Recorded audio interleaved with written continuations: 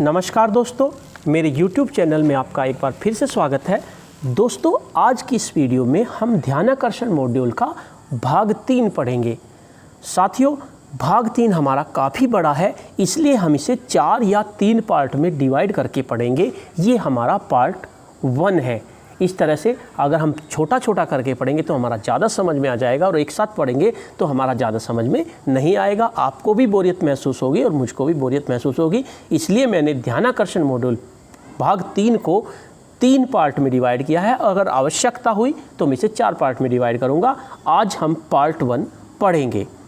तो पार्ट 1 में कक्षा शिक्षण हेतु रणनीतियाँ एवं तकनीक है। इसमें हम परिप्रेक्ष्य, शिक्षण कार्य के पूर्व तैयारी, शिक्षण अधिगम प्रक्रिया और क्या करें क्या ना करें, इतना हम आज के पार्ट में पढ़ेंगे। कक्षा शिक्षण हेतु रणनीतियाँ एवं तकनीक, यानी आपको कक्षा शिक्षण करना है तो उसके लिए क्या क्या रणनीतियाँ आपको बनानी पड़ेगी, क्या क्या तकनीक आपको यूज़ करनी पड़ेगी। एक ऐसी कक्षा जहाँ विभिन्न अधिगम स्तर वाले बच्चे हैं, उसमें सामान्य रूप से शिक्षण करने से विशेष लाभ नहीं होता है।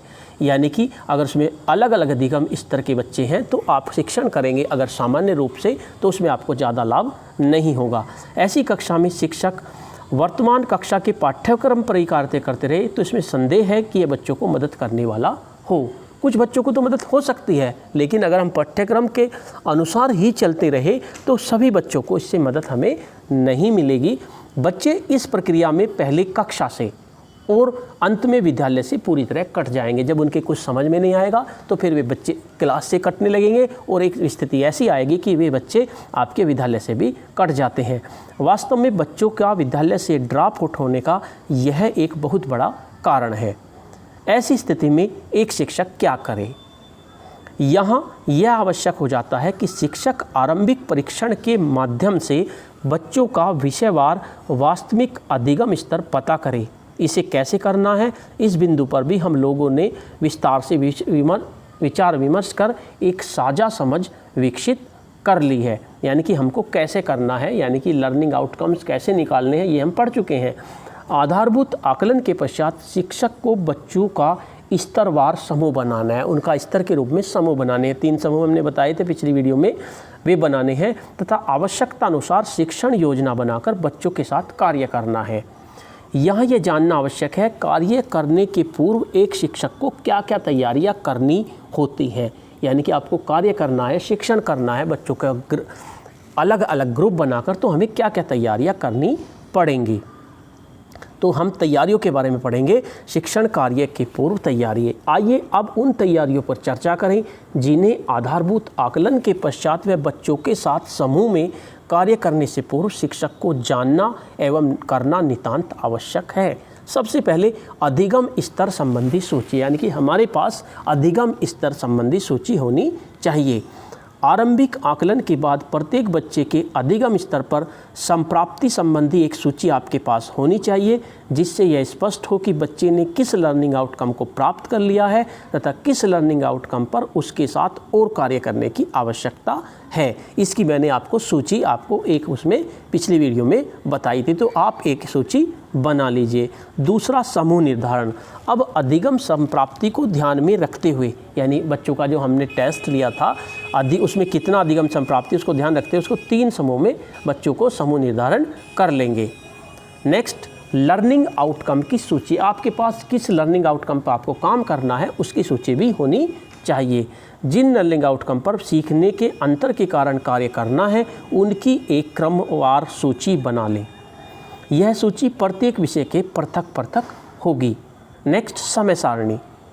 ध्यानाकर्षण शिविर के लिए सत्र के आरंभिक परीक्षण के पश्चात कार्य करने के लिए 50 दिन की समय सारणी आपको एक टेबल में दी हुई है। प्रधानाध्यापक इसे समस्त शिक्षकों से साझा कर ले। उसमें समस्त शिक्षकों बैठकर वो सारणी बना ले। इन 50 दिनों में चिन्हित लर्निंग आउटकम्स पर ध्यानाकर्षण तकनीकों द्वारा ही कार्य करना है। वो आपकी किस तरह से होगी? इस तरह से आप 3 समूह बनाएंगे, ABC।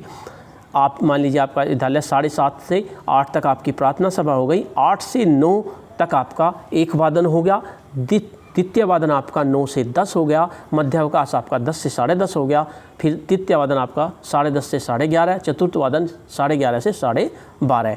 इस तरह से आप एक सभी समूह का, सभी सब्जेक्ट का आप इस तरह से समूह बनाकर समय सारणी बना लेंगे। नेक्स्ट है आपका शिक्षण योजना। जिस लर्निंग आउटकम पर कार्य करना है उस पर आप अपनी शिक्षण योजना बना लें। आपको शिक्षण योजना बनानी होगी।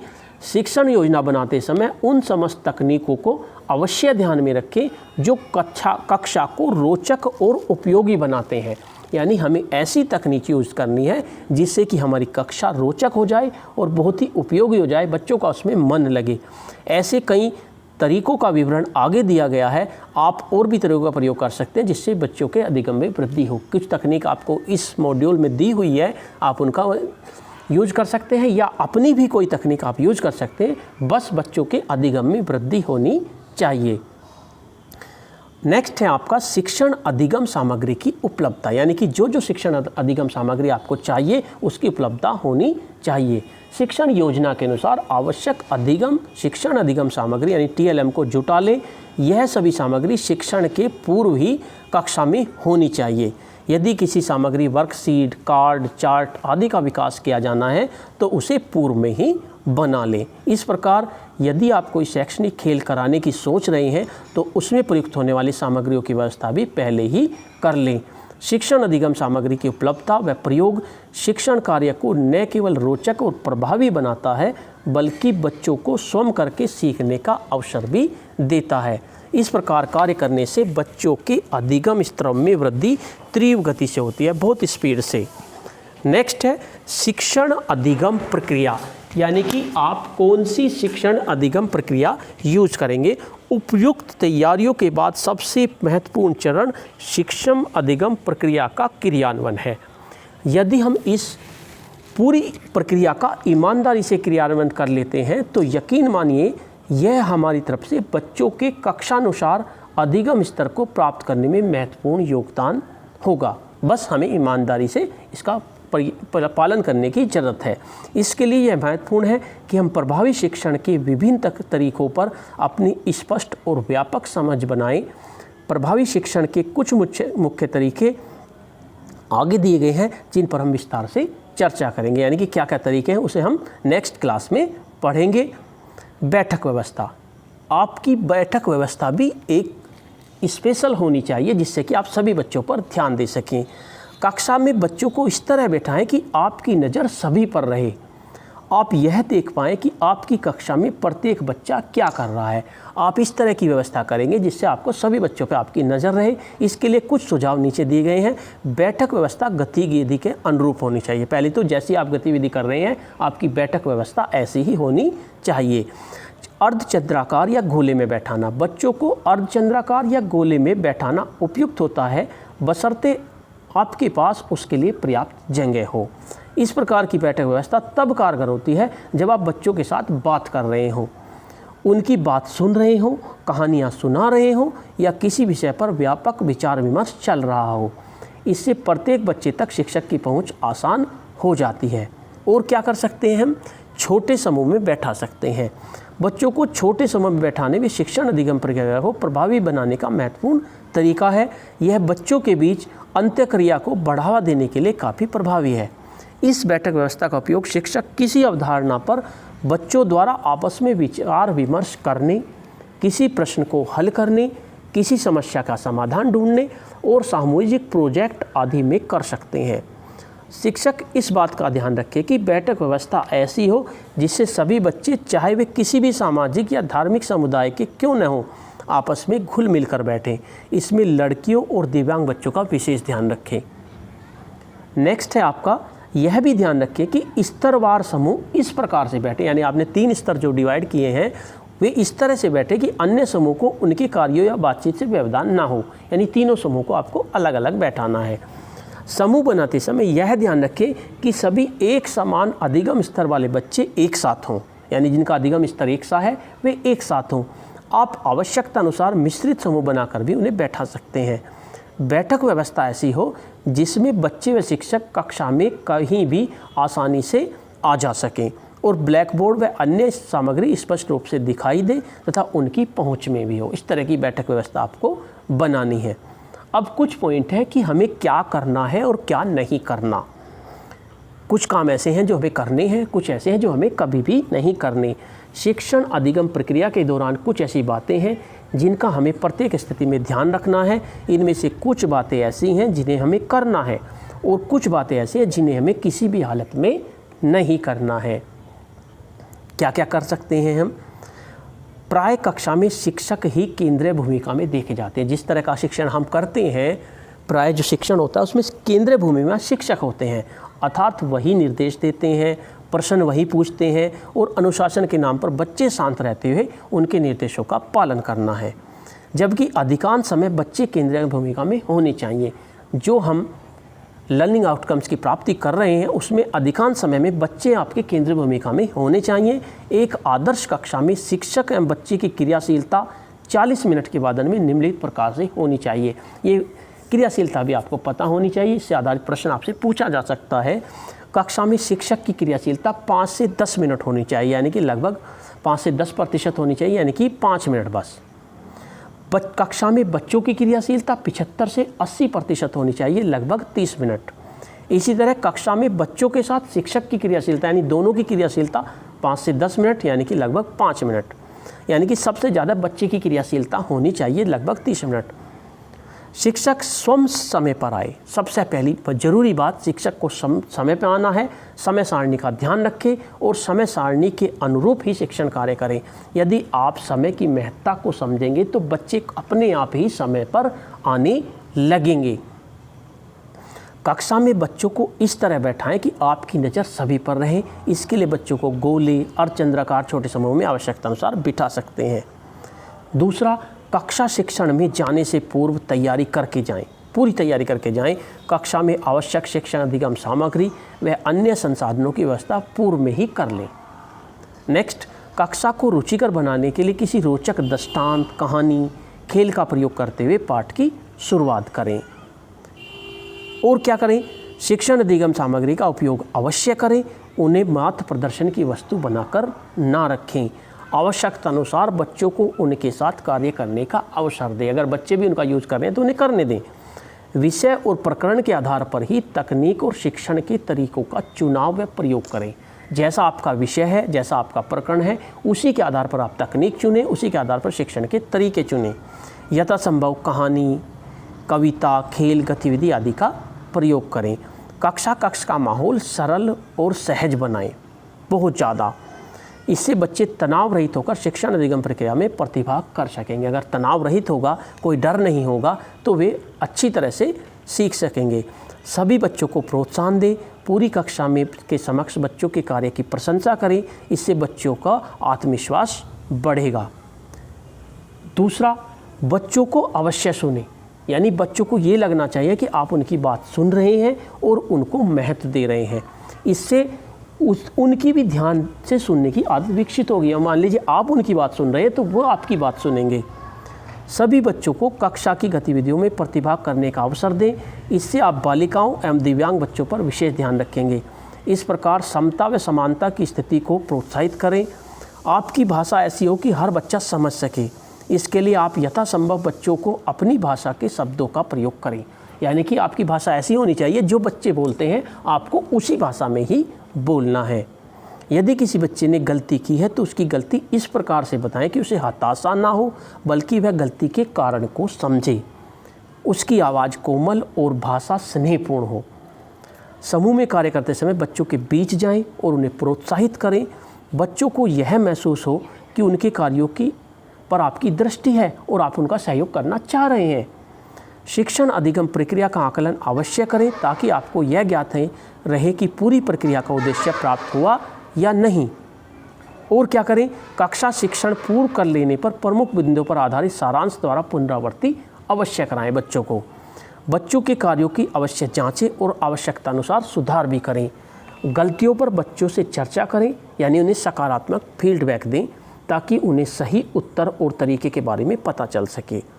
पुनरावृत्ति की दृष्टि से अभ्यास हेतु प्रदत्त कार्य, असाइनमेंट या प्रोजेक्ट कार्य उन्हें अवश्य दें, जिससे कि उसका पुनरावृत्ति कर सकें। अब कुछ बात आते हैं कि हमें क्या नहीं करना। बच्चों द्वारा प्रश्न पूछने पर उन्हें हतोत्साहित ना करें। अगर उन्होंने प्रश्न पूछा है तो उन्हें हतोत्साहित ना करें। इसके विपरीत प्रसन्नतापूर्वक प्रश्नों के उत्तर देकर विषय वस्तु की व्याख्या करें। किसी भी दशा में बच्चों में भय न पैदा करें। आपका प्रत्येक व्यवहार और कार्य बच्चों को विद्यालय व कक्षा कक्ष प्रक्रिया से जोड़ने वाला हो। ऐसा ना हो कि बच्चे कक्षा में आने से ही डरें। बच्चों के मध्य भेदभाव न करें, कभी भी उन्हें किसी भी प्रकार से अपमानित न करें। दूसरा, बच्चों के साथ गलत शब्दों का प्रयोग व गलत व्यवहार बिल्कुल ना करें। आपका कोई भी व्यवहार या कार्य शिक्षक की गरिमा को ठेस न पहुंचाए। आपको ऐसा कोई भी व्यवहार नहीं करना। अब आती है ध्यानाकर्षण शिविर जो हमारा हो जाएगा 50 दिन का, उसके बाद की कार्य योजना क्या होगी। 50 कार्य दिवसों के ध्यान शिविर के दौरान शिक्षक द्वारा निम्नलिखित बिंदुओं पर ध्यान रखकर शिक्षण कार्य किया जाएगा। एक तो लर्निंग आउटकम्स का चयन करना, यानी लक्ष्य निर्धारण करना, कक्षा शिक्षण अभ्यास के लिए उपयुक्त शिक्षण तकनीकों का चयन करना, शिक्षण योजना का निर्माण करना और शिक्षण अभ्यास में प्रयुक्त की जाने वाली सामग्री का चुनाव करना और बच्चों के अधिगम स्तर का आकलन करना। ये हमें 50 दिन के कार्य दिवस में करना है। उसके बाद ध्यानाकर्षण शिविर के पश्चात हमें क्या करना है, शिक्षकगण नियमित रूप से दैनिक कक्षा शिक्षण में ध्यानाकर्षण शिविर के अनुरूप उपयुक्त बिंदुओं पर ध्यान देने का कार्य जारी रखें। ऐसा नहीं है कि 50 दिन का आपका ध्यानाकर्षण शिविर खत्म हो गया तो आप ध्यान देना बंद कर दें। दैनिक कक्षा शिक्षण अभ्यास में लर्निंग आउटकम्स को लक्ष्य मानकर आपको बाद में भी चलना है। शिक्षण योजना के अनुरूप शिक्षण तकनीकों का उपयोग निरंतरता साथ किया जाना आवश्यक है। यानी कि जो आपके लर्निंग आउटकम्स हैं उन पर 50 दिन के ध्यानाकर्षण शिविर के बाद भी आपको कार्य करना है। इस तरह से आप अगर बच्चों को नीड्स होगी तो आपकी बात सुनेंगे और अगर लीड्स करने के लिए कहेंगे तो वे आप अपने आप काम करेंगे। अब आता है कक्षा शिक्षण की प्रभावी तकनीकें, यानी कि इफेक्टिव टीचिंग टेक्निक्स क्या क्या हो सकती हैं। अब तक चर्चा से स्पष्ट है कि हमारी कक्षा में सीखने की गति के आधार पर विभिन्न अधिगम स्तर वाले बच्चे होते हैं। ऐसी स्थिति में सामान्य रूप से किया गया शिक्षण कार्य पर्याप्त नहीं होता। हमें बहुस्तरीय शिक्षण के तरीके प्रयोग में लाने होंगे, जो टेक्निक्स यूज़ करनी होंगी। यहाँ यह कहना भी उचित होगा कि सामान्य कक्षा में अपनाई जाने वाली कई शिक्षण रणनीतियाँ और तकनीकें आगे चलने व पिछड़ने वाले बच्चों के लिए समान रूप से लाभदायक नहीं होते हैं। इसके अतिरिक्त कई तरीके ऐसे भी हैं जो विभिन्न अधिगम स्तर वाले बच्चों के लिए अलग अलग अपनाए जाते हैं, यानी कि हमें अलग अलग टेक्निक अपनानी है। इस प्रकार के बहुस्तरीय शिक्षण के लिए आवश्यक है कि शिक्षक बच्चों की क्षमताओं व वास्तविक अधिगम स्तर को अच्छी तरह समझते हों। क्या होता है, आप प्रस्तावना के द्वारा पूर्व ज्ञान के आधार पर बच्चों को पाठ की शुरुआत करते हैं। आप तैयारी करके जाते हैं, नियोजन करके जाते हैं, प्रस्तावना के द्वारा आप पाठ की शुरुआत करते हैं। उसके बाद क्या होगा, आप विषय वस्तु का जब प्रस्तुतिकरण कर देंगे तो अब और फिर उसके बाद आप बच्चों को अभ्यास करने के अवसर देंगे। जब अवसर देंगे उसके बाद आप आकलन करेंगे, तो आकलन करने पर कुछ बच्चे तो आपके उस अधिगम स्तर उनका प्राप्त हो जाएगा, कुछ का नहीं होगा।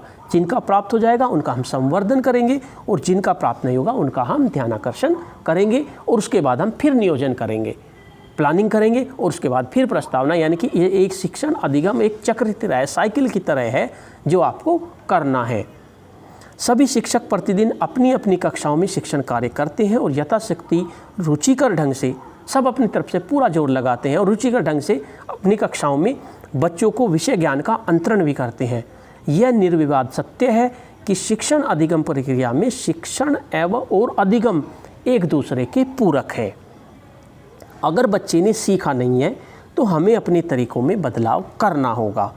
कक्षा शिक्षण के उपरांत विद्यार्थियों को यदि बिल्कुल सीखने को न मिले तो ऐसा शिक्षण निष्फल है। विद्यार्थी सने सने यानी कि धीरे धीरे पढ़ने में रुचि लेना बंद करते हैं। परिणाम स्वरूप उनकी संप्राप्ति स्तर पर प्रतिकूल प्रभाव पड़ता है।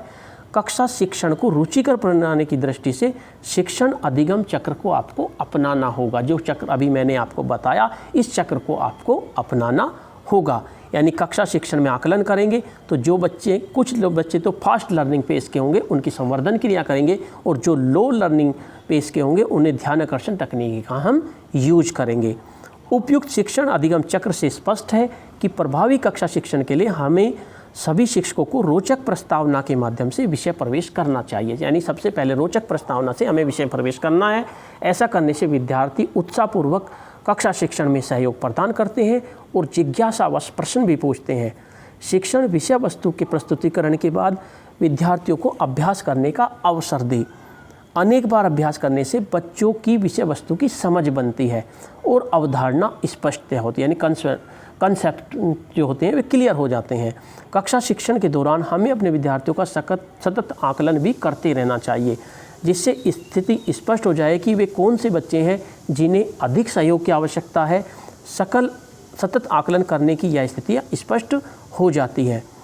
कक्षा शिक्षण के दौरान किए गए आकलन में कुछ बच्चे शीघ्रता से विषय वस्तु को समझ लेते हैं, वहीं दूसरी ओर कुछ बच्चों की सीखने की गति जो होती है, पेस ऑफ लर्निंग, तुलनात्मक रूप से कम होती है। और जो बच्चे तुलनात्मक रूप से देर से सीखते हैं उन्हें शिक्षक की विशेष सहायता की आवश्यकता होती है, अर्थात उन पर ध्यानाकर्षण आवश्यक है। शिक्षक शिक्षण तकनीकों में बदलाव करते हुए ऐसे बच्चों को विषय वस्तु स्पष्ट करते हैं।